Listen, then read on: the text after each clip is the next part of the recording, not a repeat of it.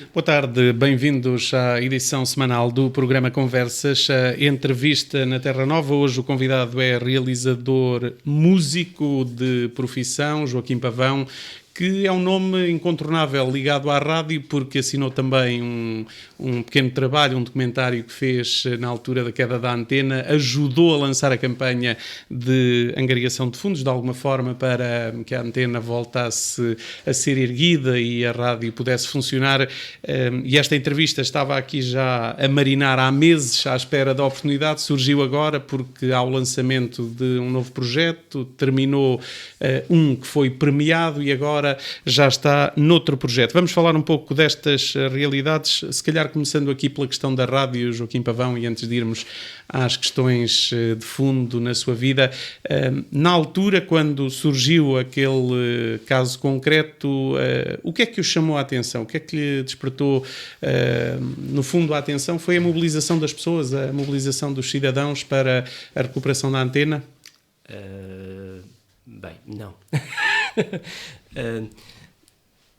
A primeira coisa foi a Terra Nova não é só uma rádio, é um polo de comunicação muito importante, desenvolve um serviço público muito importante, portanto tem uma função, por exemplo, em casos de emergência, por exemplo, é a rádio que pode, por exemplo, comunicar e pode ajudar a população, que pode alertar.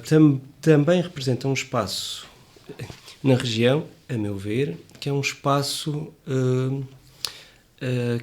plural, ou seja, eu ouvia diversas opiniões, ouvia diversas entrevistas, ouvia diferentes estares. Portanto, a Terra Nova é um espaço de liberdade e todos os espaços de liberdade devem ser apoiados. Há cada vez menos espaços destes? Há cada vez menos espaços destes. Ou já passou o pior? Pergunto desta forma. Agora, eu penso que estamos numa altura em que há mais comunicação, há mais mídia a acontecer. Mais ruído também, mais ruído, ou seja, está tudo muito espalhado, não é? Portanto, agora nós temos uma coisa chamada a rede, e na rede está de facto de tudo. Mas este tudo atingiu uma quantidade tal que se torna muito difícil depois de separar a qualidade, as tais notícias falsas. Portanto, hoje em dia, este enorme espaço é uma torre de Babel, em que temos imensos conteúdos a um nível esmagador, diria. Está tudo em overload, não é? Está tudo... Tudo. É um dos grandes problemas deste século, é de facto a quantidade. E demos voz a toda a gente, de cada pessoa, cada indivíduo pode ser uma voz para o mundo. E isto complica. Durante muito tempo esse era quase o sonho da democracia, entre aspas, não é? Que era que todas as pessoas tivessem voz. O que parece é que ninguém esperava que isto fosse de facto assim, levado à letra. Sim, se bem que a democracia, pronto, lá está, é mais importante ouvidos do que voz. Eu gosto muito de começar a falar primeiro em deveres. E há o dever, ao dever de pensar, ao dever de estudar, ao dever de conhecer, ao dever de ouvir. E nós hoje ouvimos pouco. Todos nós temos opiniões muito rápidas. E eu acho que isto dificulta imenso a discussão, porque nós queremos ganhar alguma coisa. Quando temos uma discussão política, por exemplo, é raro ou inexistente o político que não transforme a vitória democrática numa festa e numa vitória. mas aquilo não é nenhuma vitória, é apenas um programa que foi escolhido. O que estamos a fazer é afastar as pessoas. E da política, depois podemos agora voltar um bocadinho à arte, nós estamos a afastar as pessoas da arte, nós estamos a afastar as pessoas da felicidade, porque temos todos uma espécie de agenda que foge ao principal objetivo, que é a honestidade. Ou seja, nós temos que ter a coragem para dizer, eu falhei aqui, nós podemos falhar aqui, eu fiz isto, eu assumo isto. Por exemplo, um realizador. Quando um filme funciona e quando o realizador consegue ter aquele objeto que quer, é um trabalho de equipa, é mesmo de equipa. O filme não é do realizador, nunca. Aliás, é a pessoa menos importante num filme. Quando um filme falha, a culpa é do realizador. E o realizador tem que assumir esta culpa. Nós hoje temos uma coisa... Temos posturas interessantíssimas, que são gestores que não têm culpa, que não têm memória, que não têm vontade nenhuma de um sistema claro. É esta dificuldade das pessoas encontrarem a realização na sua vida pessoal e profissional, mesmo que não sejam o topo da pirâmide. É no fundo este o... Claro, o trabalho que se faz lá está, é apenas um dever e um direito.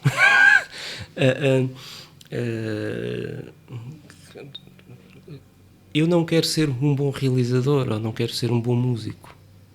Nem sequer sei o que isso é. Eu quero ser honesto. Ou seja, eu quero, com aquilo que sei, desenvolver uma linguagem, um determinado objeto que possa ser fruído e que possa criar espaços de discussão. E o que eu gosto é desse lado, é de olhar para uma pessoa, encontrar nessa pessoa algo que é real, que está lá.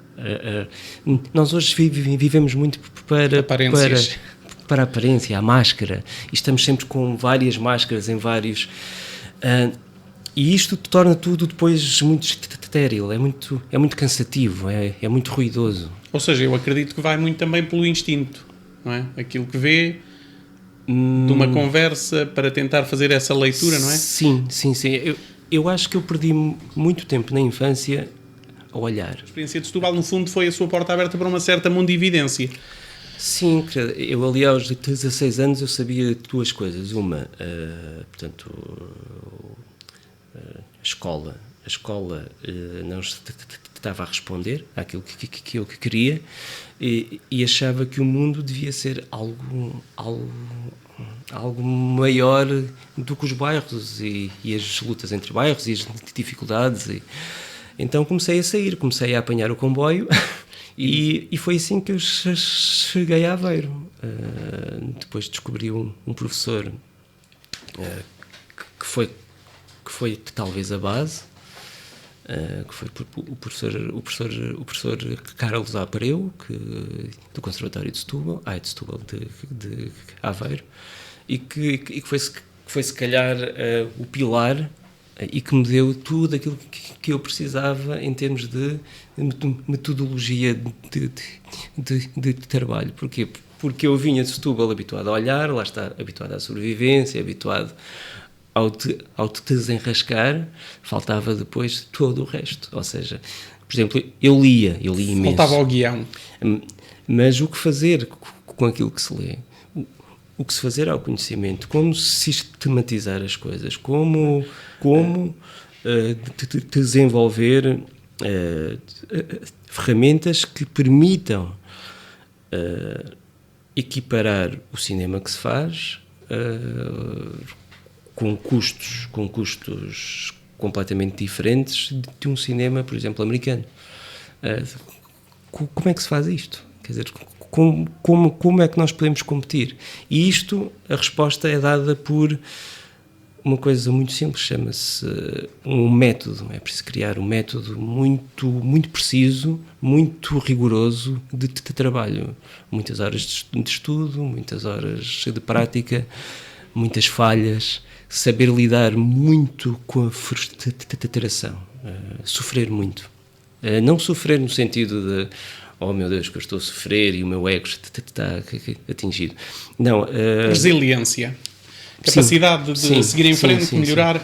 No fundo, esta é a grande interrogação da escola hoje em dia, continua a ser, não é? Como é que faz essa transição de livros, de textos, para um caminho, um percurso, uma vocação? Sim. Estamos muito melhor. Quer dizer, a escola...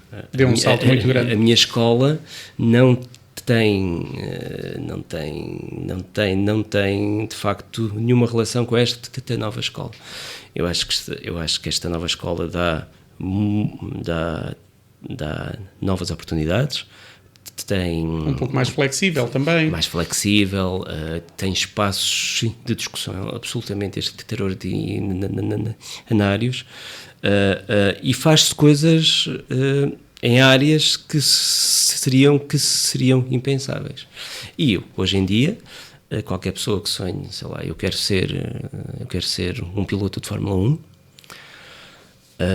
o caminho é mais claro. Nos anos 80 não era. Eu quero ser um piloto de Fórmula 1, mas como é que se faz? Onde é que eu vou? Agora há um conjunto de redes e de conhecimento que permite lá chegar. E se por acaso a pessoa quiser, ela tem que fazer esse trabalho e consegue. Hoje em dia... Isso quer dizer, e na sua leitura, de que aquilo que eram as condições há 20, 30 anos, e se calhar pegando nesse exemplo do piloto de Fórmula 1, em que era necessário, sobretudo, angariar patrocínios, ter dinheiro para chegar lá, hoje há uma valorização daquilo que é o talento e a capacidade inata, a capacidade de trabalho para depois tudo o resto poder ser alcançado. É mais democrático hoje o sistema do que era há 30, 40 anos? Bem, estamos a falar em coisas diferentes. O talento, de facto, não existe. Não pode existir. O que se passa é que algumas pessoas querem tanto atingir um determinado objetivo que passam grande parte do seu tempo a pensar nele.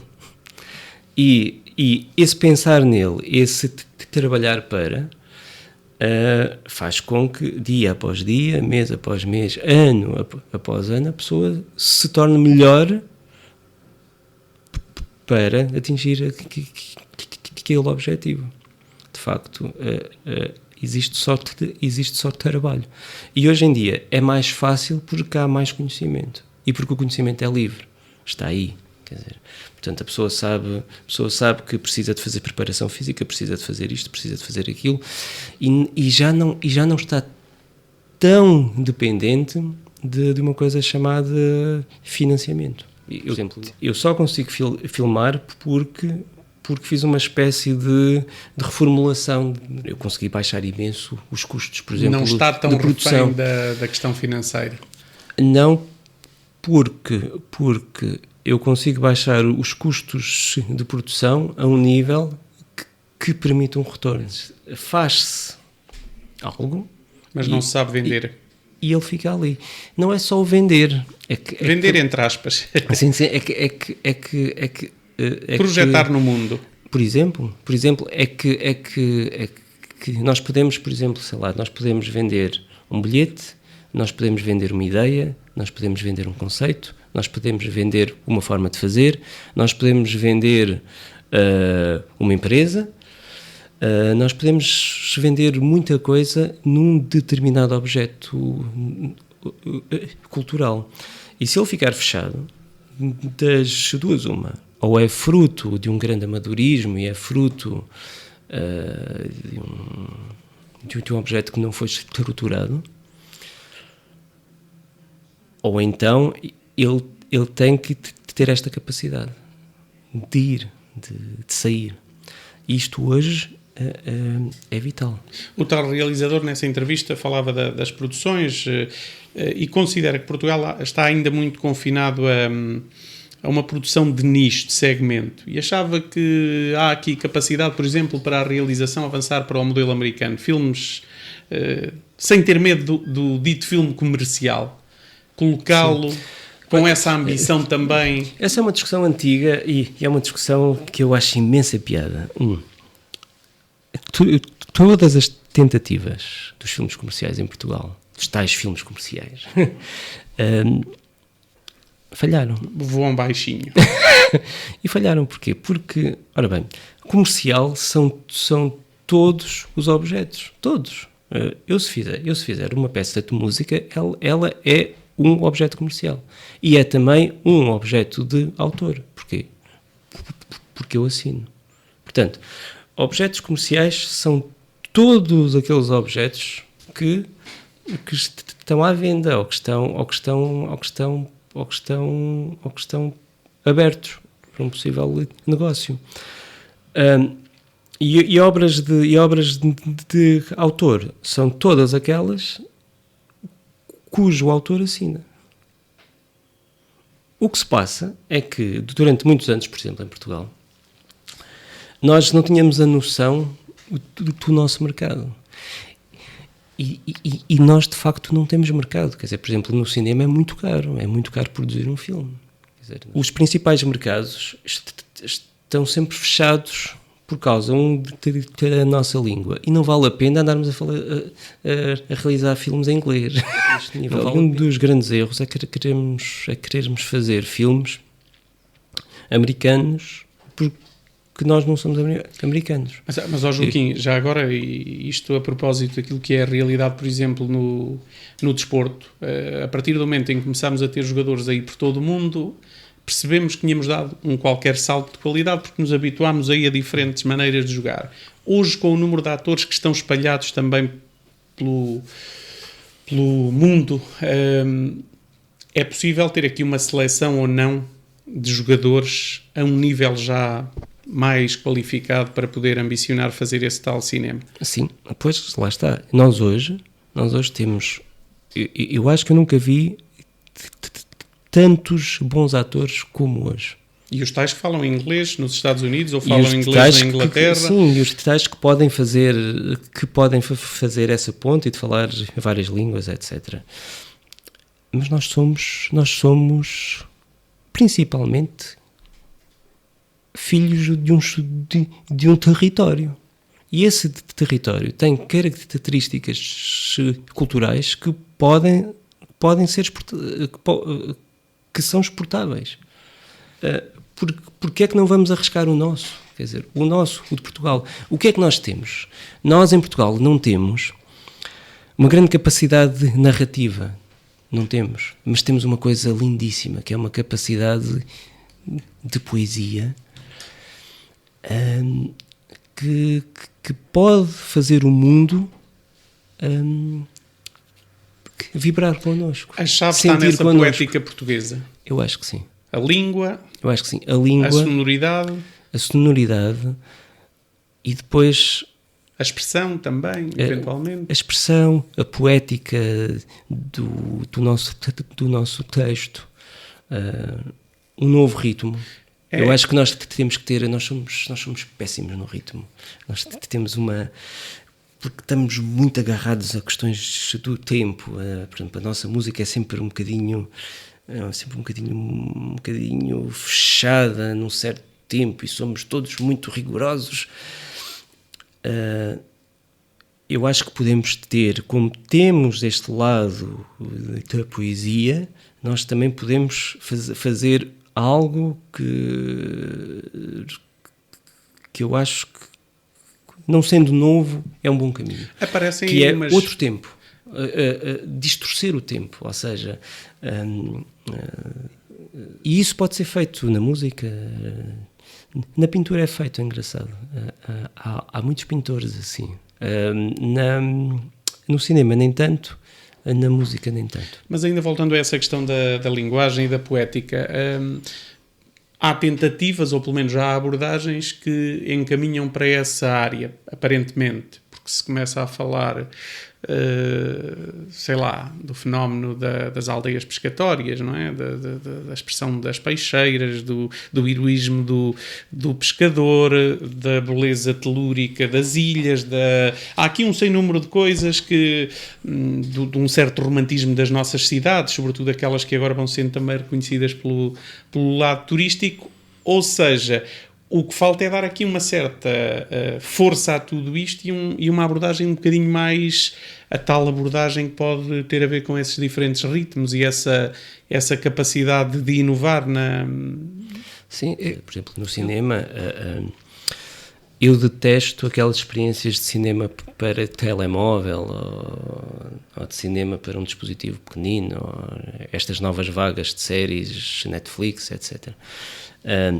O cinema não é isso, quer dizer, o cinema é a experiência da deslocação a um determinado local onde se vai fruir um determinado objeto com várias pessoas numa sala que está especialmente preparada para dar ao público uma experiência.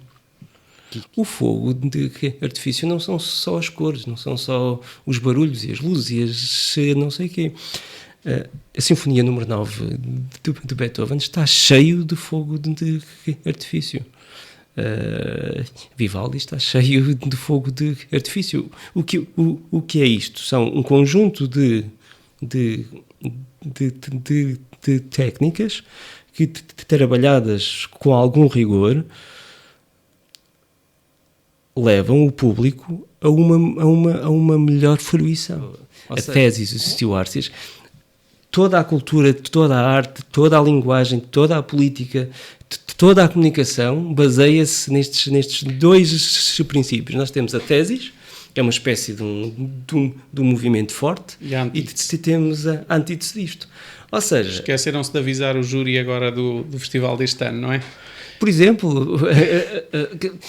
Eu acho que é muito difícil depois de estarmos... Lá está, não se pode copiar receitas, que é uma coisa que nós fazemos com facilidade. Com alguma cavalgamos ondas facilidade, e sim. modelos, não é? Por exemplo.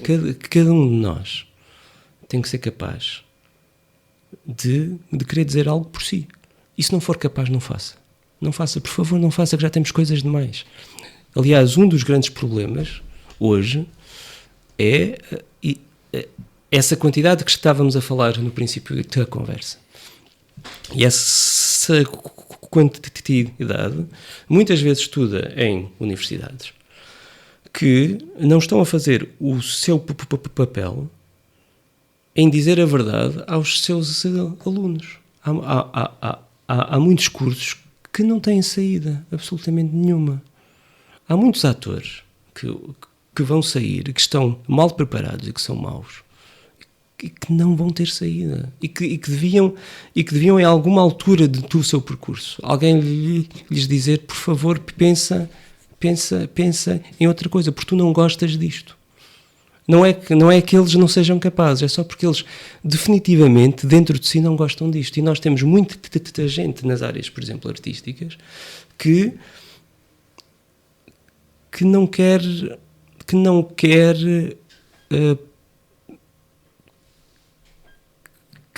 a responsabilidade do trabalho. E isto torna as coisas muito complicadas. Porque essa quantidade, se não for acompanhada com uma certa qualidade, e vamos entender a qualidade como uma linguagem qualquer, não há discussão. São coisas vazias, quer dizer, e nós estamos cheios de lixo. Nós hoje produzimos lixo com uma facilidade enorme.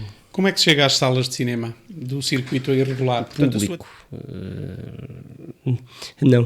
Não representar um grande número, o filme sai. Portanto, aquele trabalho que demorou 1 ano, 2 anos, 3 anos, acabou. Portanto, um fogacho. Exatamente, não podemos ficar reféns disso. Ou seja, há mais espaços para passar. Hoje em dia a tecnologia, hoje em dia é mais barato passar cinema, em muito melhores condições do que seria há 20 anos. Portanto, há todo outro mundo. Se começarmos a fazer isto, eu penso que as salas de cinema também começam a virar-se para aqui. Penso que está agora a nascer uma subcultura que vai ver, que está e que não quer fazer. É público real, que é uma dificuldade que temos. Às vezes chamamos a público, a família, os amigos e os amigos dos amigos. E os convidados que vão à estreia. Exato. Portanto, não, o público é aquele que quer ir, vai. Há aqui um caminho ainda para explorar que pode levar a qualquer lado. Sim. Ou seja, não há um horizonte negro. Não. Quer dizer, eu tenho neste momento 42 anos. 43. Repare, aos 18 anos, qualquer pessoa é artista. Qualquer. A caminho dos 44, já agora. É isso. Aos 25 anos, a coisa começa a pesar. Aos 35 anos, as coisas são ainda mais complicadas. Aos 40 e tal, a pessoa ganha juízo e sai ou não. Ou seja, é claro que há um caminho, e há um bom caminho. Nós hoje podemos fazer tudo. É incrível como se eu por acaso hoje quisesse parar de fazer música e de fazer cinema e quisesse pilotar um kart, eu podia fazer. A grande diferença é que eu tinha que trabalhar muito para lá chegar, mas eu podia fazer. Hoje é possível. Isto é absolutamente espetacular. Nós podemos conquistar os sonhos. É incrível. Nós nunca tivemos um tempo assim. E vivemos num paraíso. Andamos sempre aqui a criticar. Quer dizer, um Serviço Nacional de Saúde que vai cuidando de nós. Um sistema político mais ou menos estatável. Mais ou menos não, estatável. As instituições mais ou menos funcionam. Um país seguro. A única coisa que nos pode parar é a nossa falta de vontade. Nós temos uma espécie de uma melancolia falsa. É uma tristeza que assola cada um de nós. Eu acho que o português é sempre tem um lado muito triste e muito melancólico lá dentro. Mas acha que é um fatalista instrumental? É qualquer coisa que ele não vive. Quer dizer, ainda bem, não é? Se não era mais possível. Exato. E eu acho que este nosso pequeno país, com este grande buraco, este grande vazio, e que depois dá coisas como, sei lá, como esta capacidade de mexer nas emoções, é algo que lá fora há consumo, as pessoas querem consumir parte disto. De onde é que vem esta forma de estar, este lamento? Aconteceu com o fado, por exemplo, não é? E agora está a acontecer em várias áreas diferentes. Mas lá está, quando vêm cá, cada vez é mais difícil de encontrar, não é? Porque isto vai ficando massificado, de alguma forma. O cinema pode ser guardião também desse tipo de valores ou não? Pois. Eu aí discordo. Porque, vamos lá ver, o país há 50 anos era diferente, há 30 anos era diferente de há 50 anos. Os países, as zonas... São dinâmicos. Lisboa, há muitas Lisboas, houve muitas Lisboas, o Porto, Aveiro, Ilha. Portanto... nada fica... É um erro absoluto achar que as coisas ficam paradas no tempo e devem ficar paradas no tempo. Não, as coisas modificam-se, a nossa cultura vai ficando contagiada por outras, mas há algo que não muda, que é esta coisa que nos faz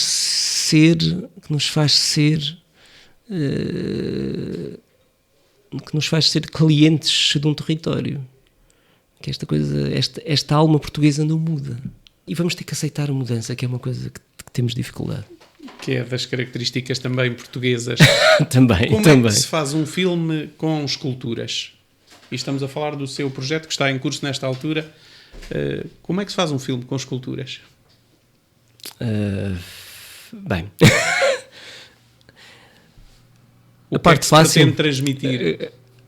A parte fácil é que existindo obras de uma qualidade ímpar, como aquelas que estão no Museu de Escultura de Santo Tirso, facilita, porque são de facto esculturas de tal modo interessantes que o cidadão que habita aquela zona vai lá e brinca com as esculturas, habita os espaços, discute. E a ideia era ter um filme, uma longa, que permitisse não só levar o museu fora de portas, mas que fosse um filme que também pudesse ter a possibilidade de passar em vários locais, que se passa alguns num futuro que é num futuro pensado, num futuro, vá lá, cientificamente possível, em que estamos num mundo que é um mundo do pós-capitalismo, algoritmos que nos ensinam a viver. Ou seja, nós temos tudo. Esta fórmula de dá-nos comida, dá-nos paz, dá-nos saúde, dá-nos uma casa, portanto as pessoas habitam em uma espécie de umas gaiolas de vidro, mas essas gaiolas não são pessoais. Toda a gente se veste de forma igual. Este mundo, que é um mundo que eu acho que é possível, é um mundo onde o indivíduo ele perde expressão. E o filme vai um bocadinho por aí. Isso questiona a existência, não é? Questiona o ser humano. Completamente. Nós hoje temos uma capacidade muito grande para criarmos um mundo de ilusão. Isso é bom, em certa medida. O meu medo é que esse mundo virtual, da ilusão, comece de alguma forma a ocupar a nossa existência. E nós hoje temos estes pequenos, sei lá, nós somos 15% do globo a viver como nós, de uma forma, em países desenvolvidos, 15% a 20%, não somos mais. Que estão numa espécie de redoma e que estão a caminhar para aí, e temos depois 80% que vive numa pobreza,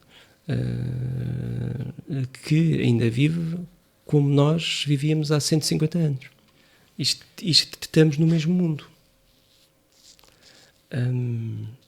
O filme fala sobre esta espécie de bolha de o que é que acontece às pessoas quando saem... De alguma forma, aquilo que acontece com Santo Tirso é possível que se replique com outros territórios para lançar as bases de outras histórias, ou não? Sim, lá está. Nós hoje a cultura não são eventos.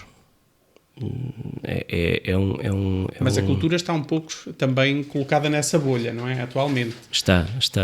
Infelizmente, quer dizer, andamos todos a discutir muito o tostão e a discutir a programação.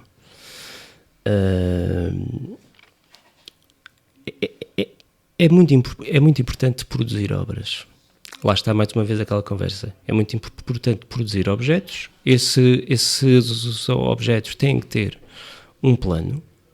E não é um plano a 6 meses. Não é um plano a 2 anos. Tem que ser um plano a 10 anos. Só assim é que os investimentos, de alguma forma, te trazem retorno.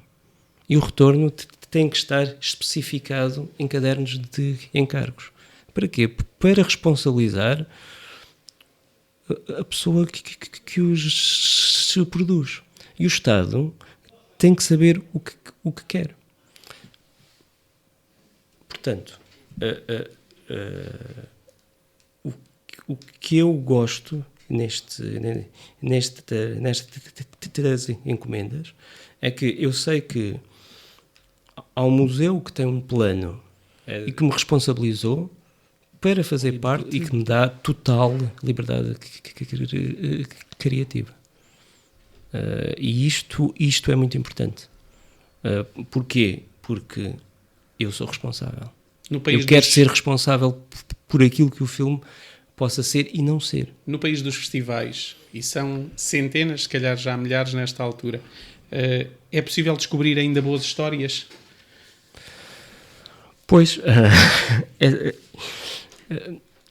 No fundo, a pergunta é: temos, e isto estabelecendo aqui uma comparação, mas temos as autarquias que pagam para se fazerem vídeos desses eventos, não é? Desses que são aqueles tais que ficam ali a testemunhar quase o dia-a-dia, o momento.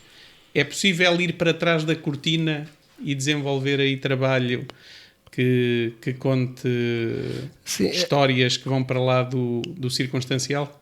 Eu gosto muito de falar, mais importante do que uma história. Aliás, o cinema não é de todo uma narrativa. O cinema é uma experiência. E a experiência tem uma parte de narrativa, tem uma parte de fotografia, tem uma parte de movimento, tem uma parte de coreografia, tem uma parte de música, tem uma parte de pintura, tem uma parte de desenho de som, tem uma parte de ritmo. Ou seja, o cinema é um conjunto de áreas que é uma experiência sensorial. A narrativa, para mim, claro, é uma coisa que está lá ao fundo. Eu não dou nunca primazia à narrativa, nunca. Sim. Estamos a terminar, Joaquim, só para fechar, e porque não queria deixar passar a oportunidade, porque a ligação, e voltando ao início, realização, rádio, antena, foi feita também um bocadinho aqui pelo Cineclube da Avanca, que é um ponto de contacto. Como é que vê o desenvolvimento desta unidade? Esteve aqui o Costa Valente há não muito tempo e dizia que isto de facto é interessante, numa terra de 10 mil pessoas, numa aldeia ou numa freguesia, ter ali um espaço de criação. Sim. O que é que faz de Avanca um sítio especial? Se tem esse caráter ou não? As pessoas que estão à frente do Cineclube Avanca. Estes projetos nascem sempre com pessoas. E foram as pessoas que deram muito si a um festival. Eu faço filmes por causa do Cineclube Avanca, sem dúvida nenhuma. Quer dizer, eu caí lá como uma espécie de compositor que ia fazendo algumas coisas, comecei a gostar da imagem, eu já sentia o fascínio da imagem, e foi lá que eu comecei a perceber que é possível. Avanca neste momento, a meu ver, é o mais importante festival de cinema em Portugal, exatamente por isto, porque consagra não só a exibição de filmes, mas a experimentação, e é um espaço onde podemos estar entre pares, por exemplo, a discutir projetos. Quantos e quantos projetos eu já não fiz parte e que começaram em Avanca, numa reunião em Avanca: olha, preciso de uma obra musical, olha, preciso disto, olha...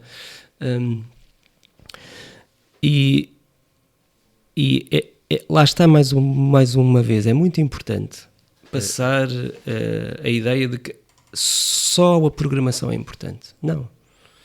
A programação, o desenvolvimento do conhecimento, o negócio e depois também esta coisa que é o burburinho, viver, a parte. A banca tem isto tudo. Por exemplo? Sim. Agradeço, Joaquim Pavão, a presença neste programa Conversas, que tem reposição no domingo às 11, tem publicação esta quinta-feira de manhã em terranova.pt e provavelmente também alguma utilização num cinema perto de si. Boa tarde, obrigado. Muito obrigado, boa tarde.